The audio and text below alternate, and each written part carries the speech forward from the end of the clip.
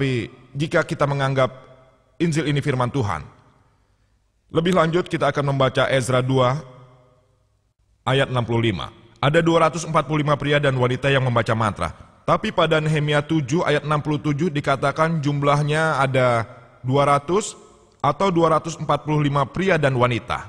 Konteksnya sama, kontradiksi matematika. Disebutkan dalam buku Raja kedua, ke-24 ayat 8, bahwa Yoyakin berusia 18 tahun saat dia memerintah Yerusalem, dan dia memerintah selama 3 bulan 10 hari. Dalam kitab Kronikel kedua, ke-36 ayat 9, Yoyakin berusia 8 tahun saat ia memerintah Yerusalem, dan ia memerintah selama 3 bulan 10 hari. Apakah Yoyakin berusia 18 atau 8 tahun saat dia naik tahta? Apakah dia memerintah selama 3 bulan, ataukah 3 bulan 10 hari? Selanjutnya dijelaskan, dalam Raja ke-1, 7 ayat 26. Candi Sulaiman di samudra yang meleleh mempunyai 2000 pemandian. Dalam Kronikel kedua, ke-4 ayat 5, dikatakan 3000 pemandian. Apakah ada 2000 atau 3000 pemandian? Hal itu saya serahkan pada Dr. William Campbell untuk memutuskan mana yang benar. Di sini terlihat kontradiksi matematika yang jelas. Kemudian disebutkan dalam Raja ke-1, 15 ayat 33, bahwa Basya meninggal di tahun ke-26 kepemimpinan Asa.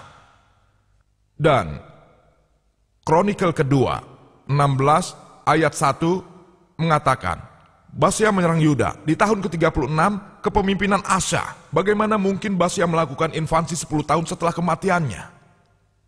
Sangat tidak ilmiah.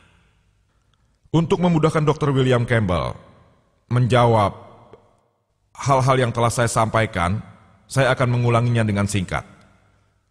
Poin yang tadi saya sebutkan, poin pertama, penciptaan bumi dan langit, alam semesta dalam 6 hari 24 jam. Cahaya ada sebelum sumber cahaya diciptakan. Poin kedua. Poin ketiga, adanya siang sebelum diciptakannya bumi. Poin keempat, bumi ada sebelum matahari. Poin kelima, tumbuhan ada sebelum matahari. Poin keenam, bulan memiliki cahaya sendiri. Poin ketujuh, akankah bumi musnah atau abadi selamanya?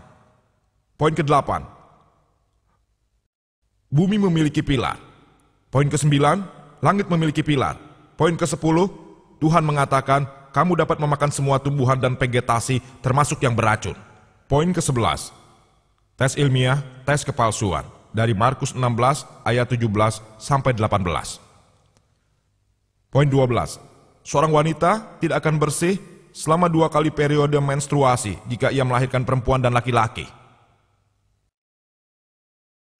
Poin ke-13, menggunakan darah untuk membasmi kuman lepra di rumah. Poin ke-14, bagaimana mungkin kita mengetes perjinahan dengan air pahit? Poin ke-15, 18 kontradiksi yang berbeda pada kurang dari 60 ayat Ezra bab 2 dan Nehemia bab 7. Saya tidak menghitungnya 18, tapi hanya 1.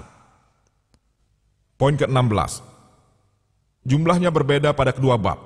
Poin ke-17, apakah ada 200 atau 245 pria dan wanita yang membaca mantra? Poin ke-18, apakah Yoyakin berumur 18 atau 8 tahun saat ia naik tahta? Poin ke-19, apakah ia memerintah selama 3 bulan atau 3 bulan 10 hari? Poin ke-20, apakah Sulaiman memiliki 3.000 atau 2.000 pemandian? Poin ke-21 adalah, apakah memang Basya atau Yuda yang menyerang setelah 10 tahun kematiannya? Poin ke-22, Tuhan Maha Besar berkata, aku menaruh pelangi di langit seperti yang kujanjikan pada umat manusia, agar dunia tidak terendam air lagi. Saya hanya mendata 22 dari ratusan poin ilmiah yang terdapat dalam Injil. Kesalahan ilmiah.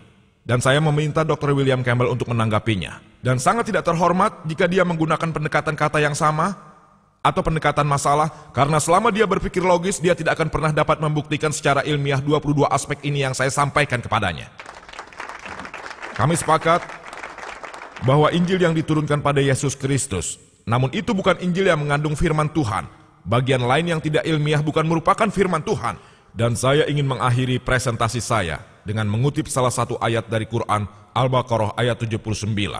Fawailul lillazina yaktubuna alkitaba biaidihim summa yaquluna hadza min indillah liyastaru bihi samanan qalila fawailul lahum mimma katabat aidihim wa wailul lahum mimma yaksibun. Bagi mereka yang menulis kitab dengan tangannya sendiri lalu mengatakan kalau itu dari Allah, perbuatannya akan dibayar mahal. Siapa yang menanam maka dia yang akan memetik hasilnya. Wa aqib dawana anil hamdulillahirabbil alamin.